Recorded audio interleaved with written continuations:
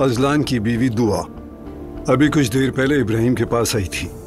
क्या कह रहे हैं अमीसी साहब? इब्राहिम को नूर से रिश्ता खत्म करने की धमकी दी है उसने।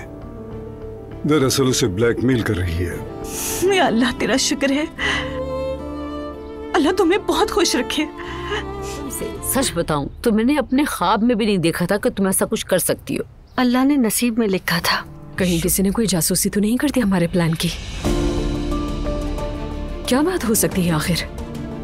हम पहले ही बहुत ज्यादा शर्मिंदा हो चुके हैं। असल जुर्म तो ये है कि आपने नूर को ऐसे शख्स से बांध दिया है जिससे वो मोहब्बत नहीं करती। इस बारे में क्या कहेंगे अब्दुल्ला साहब? क्या मैं अपने दामाद का पैसा उसे यूं खा जाने दूंगा? अल्लाह करे कि आपकी बात में सच्चाई हो। दुआ, हमने अपनी तरफ से पूरी कोशिश की है। ये क्या बात हुई? कहाँ गया वो वादा कि वो आपा को छोड़ देगा? और खाला, मुझे अंदर से बहुत बुरा लग रहा है।